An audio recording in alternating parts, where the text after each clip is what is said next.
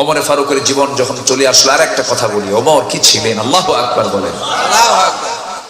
প্রচন্ড ক্ষুধার যন্ত্রণা ওমরে ফারুকের, প্রচন্ড ক্ষুধা নিয়ে আছেন। একজন উট জব করে, উটের যে গুরুত্বপূর্ণ অংশ কলিজাটা, সাইয়েদনা ওমর ফারুকের জন্য নিয়ে আসা হলো। তিনি বললেন, এটা আপনার জন্য আমরা নিয়ে এসেছি, বাকিগুলো জনগণ খাবে। ওমরে ফারুক বললেন, ওমর শ্রেষ্ঠ জিনিস খাবে আর সাধারণ জিনিসগুলো জনগণ খাবে, ওই খাবার ওমর কখনো মুখে নেবে না। আল্লাহু আকবার। 18 লক্ষ কোটি টাকা দেশের ঋণ রেখে, তার মধ্য থেকে 11 লক্ষ কোটি টাকা দেশ থেকে যারা পাচার করেছে, তারা দেশের বন্ধু হতে পারে না।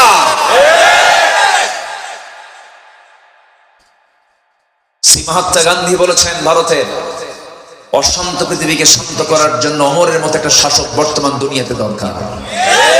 আল্লাহু আকবার বলেন। একমাত্র সমাজ শান্তি বিনির্মাণে কোরআনের আইনের বিকল্প আল্লাহ কবুল করুন। জোরে বলে আমিন, আরো জোরে আমিন। কষ্ট দিয়ে ফেলতেছে আপনাদের? কষ্ট পাচ্ছেন না তো? বলি ইনশাআল্লাহ, আরো জোরে বলি ইনশাআল্লাহ। সাইয়েদনা ওমর ফারুকের শাসনামলে হিমসের একজন গভর্নর ছিলেন, সাঈদ বিন আমির রাদিয়াল্লাহু তাআলা আনহু। কি ছিল তারা! দেখেন তাদের মধ্যে কি তাকওয়াটা ছিল, কি খোদাভীতি ছিল তাদের মধ্যে। সেই সাঈদ বিন আমির রাদিয়াল্লাহু তাআলা আনহু, তার বিরুদ্ধে জনগণ 4টা অভিযোগ দিল ওমর ফারুকের আদালতে এসে। বলল যে, দেখেন আপনার গভর্নর 4টা দোষ আমরা তার মধ্যে পেয়েছি। কি দোষ? নাম্বার 1, প্রত্যেকদিন অফিসে দেরি করে আসে। নাম্বার 2, সপ্তাহে একদিন আসে না। নাম্বার 3 হলো সন্ধ্যার পর আমরা তার সঙ্গে দেখা করতে গেলে কথা বলে না। নাম্বার 4 হলো মৃগী রোগীর মতো মাঝে মাঝে অফিসের মধ্যে সিট হয়ে পড়ে থাকে, জ্ঞান থাকে না। এই ধরনের গভর্নর আমরা চাই না। আপনি মদিনায় ফেরত নিয়ে নেন। কোথায় ফেরত নিয়ে নেন? তখন মদিনা ছিল ঢাকা, বোঝেন নাই? মদিনায় ফেরত নিয়ে নেন। সাইয়েদনা ওমর ফারুক বললেন, ঠিক আছে, তোমরা গভর্নরকে মদিনায় পাঠাও। তলব করে নিয়ে আসলেন। নিয়ে এসে ওমর ফারুক বলছেন, আমি তো জানি সাইদ তুমি অত্যন্ত ভালো মানুষ, কিন্তু জনগণ তোমার বিরুদ্ধে 4টা অভিযোগ দিয়েছে। বলো কি কি অভিযোগ? তুমি এই যে অফিসে আসো না, দেরি করে আসো, একদিন আসো না, মৃগী রোগীর মতো অজ্ঞান হয়ে পড়ো, সন্ধ্যার পরে জনগণ তোমাকে পায় না, এর কারণটা কি? তিনি বলছেন যে 4টা অভিযোগ দেওয়া হয়েছে, 4টা অভিযোগের জবাব আমি সাইদ আপনাকে দেবো একটা একটা করে। আল্লাহু আকবার। কি তার আল্লাহওয়ালা ছিলেন! দেখেন সাঈদ বিন আমির রাদিয়াল্লাহু আনহু তিনি বলছেন, আমিরুল মুমিনিন আমার বিরুদ্ধে নাম্বার 1 অভিযোগ দিয়েছে, আমি প্রত্যেকদিন অফিসে দেরি করে আসি। দেরি করে আসার কারণ হলো আমি হিমসের একজন গভর্নর হতে পারি, একজন মুখ্যমন্ত্রী হতে পারি, একজন বড় দায়িত্বশীল হতে পারে, কিন্তু আমার পরিবারকে সাজানোর জন্য, পরিবারকে পরিচালনা করার জন্য কিছু কাজের মানুষের প্রয়োজন হয়, কিন্তু আমার বাড়িতে আমি আর আমার বউ ছাড়া কোনো কাজের মানুষ নাই।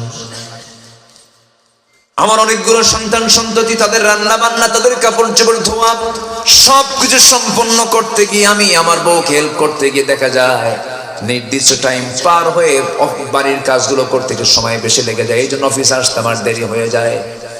নাম্বার 2 হলো সপ্তাহে একদিন আসো না কেন? তিনি বলছেন, আল্লাহর কসম করে বলতে আমিরুল মুমিনিন আমার গায়ের যে জুব্বাটা দেখতেছেন, এই জুব্বা ছাড়া বিকল্প কোনো জুব্বা আমার বাড়িতে নাই। এই জুব্বা আমি 6 দিন পরি, 7ম দিন সকালবেলা আমি এই জুব্বাটা ধুয়ে ফেলি।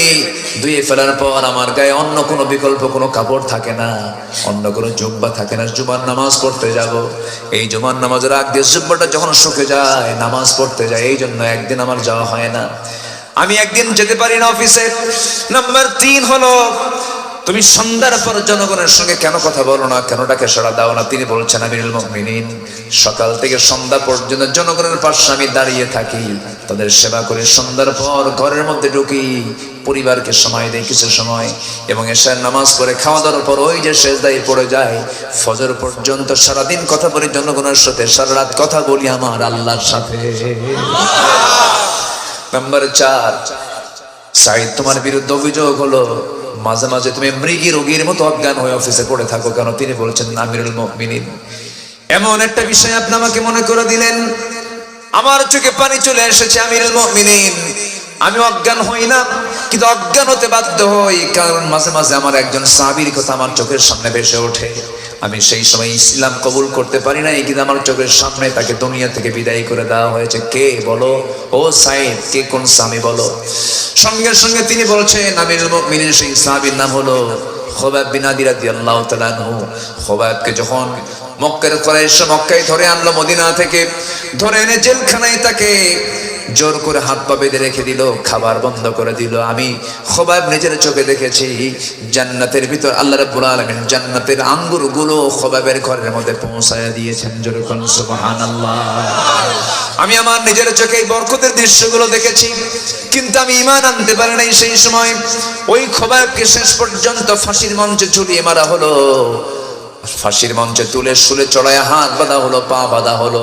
আমার চোখের সামনে যখন হাত পা বাঁধা হলো, আমার চোখের সামনে একজন বলে ফেললো, খুবাইব তোমার জায়গায় মোহাম্মদকে বসালে কেমন হতো? মুখের থুতু দিয়ে লোকটার মুখটা পড়ায় দিল থুতু দিয়া।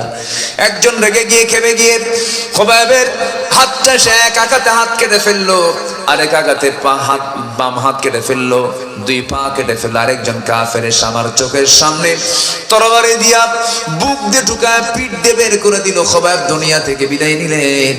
এই দৃশ্যগুলো আমার নিজের চোখের সামনে আমি দেখেছি, কিন্তু প্রতিবাদ করতে পারি নাই। ঈমান সে সময় ছিল না। যখন আমি সেই খুবাইবের শাহাদাতের দৃশ্য যখন আমার চোখের সামনে ভেসে ওঠে, আমি সেন্সলেস হয়ে জমিনে পড়ে যাই।